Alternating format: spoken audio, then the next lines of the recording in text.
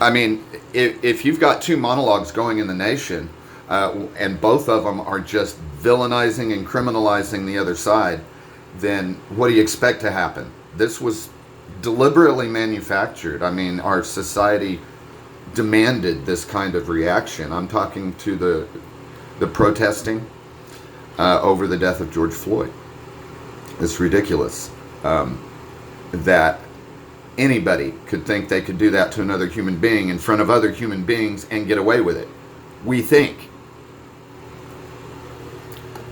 But it's happened frequently throughout history. It depends upon the culture, how the people are treated, how they respond to their government. This isn't just here and now, folks. This has been going on since Jesus was born and died and resurrected, if you believe that.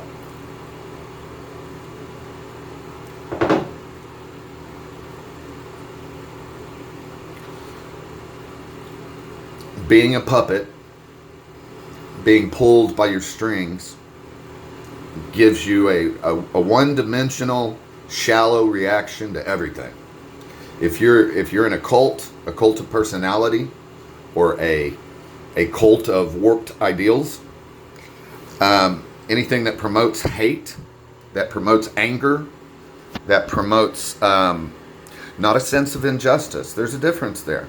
A sense of injustice says, hey, we got to do something about this. We need to change things, and starts connecting with others in order to find a way to do that. That's a sense of injustice, being outraged enough to actually take action without necessarily counting the cost to yourself.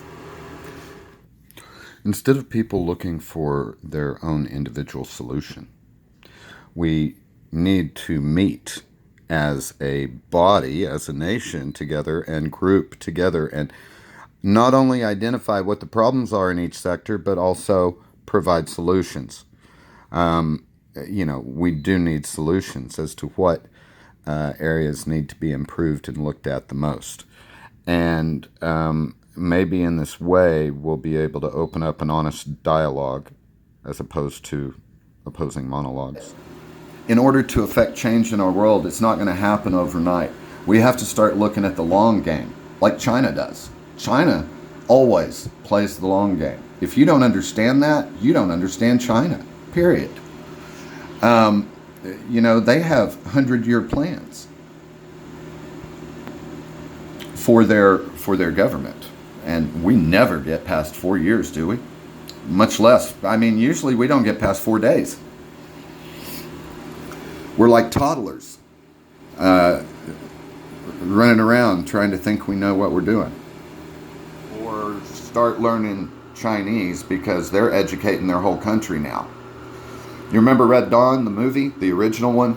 They talked about there's billions of Chinese, and they said, well, there's about half that now.